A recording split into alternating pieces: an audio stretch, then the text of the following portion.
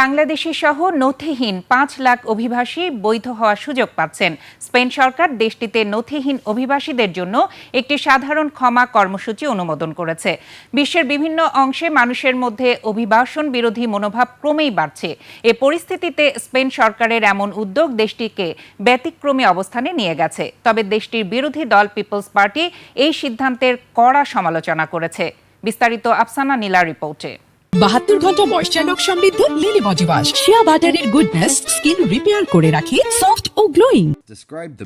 Europe জুড়ে যখন অভিবাসন নীতি আরও কঠোর করা হচ্ছে, তখন সম্পূর্ণ ভিন্ন পথে হাঁটছে স্পেন। দেশটির সরকার প্রায় ৫ লাখ অনধিভুক্ত অভিবাসীকে বৈধ মর্যাদা দেওয়ার পরিকল্পনা অনুমোদন করেছে।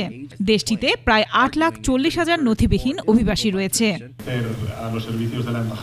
বলা হচ্ছে অর্থনীতি, জনসংখ্যাগত চাপ এবং শ্রম ঘাটতির বাস্তবতা বিবেচনায় এই পদক্ষেপ জরুরি। প্রধানমন্ত্রী পেদ্রো সানচেজের সরকার এ কর্মসূচি অনুমোদন করেন।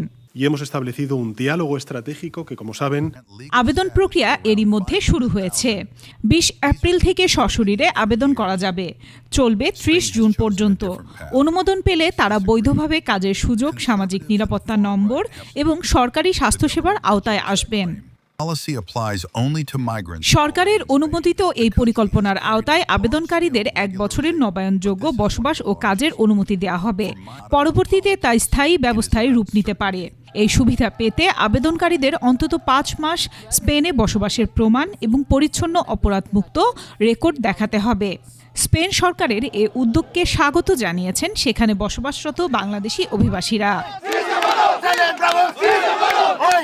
It's more opportunity in immigrant. So thank you, Pedro Sanchez. Thank you, Spain. This government give me us this. We are so happy. Our without paper people.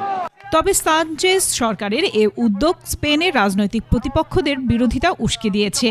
এমনকি দেশটির সরকারি কর্মকর্তাদের মধ্যেও এ নিয়ে ক্ষোভ দেখা গেছে। আফসানা নীলা, ডেস্ক রিপোর্ট, 21 টেলিভিশন।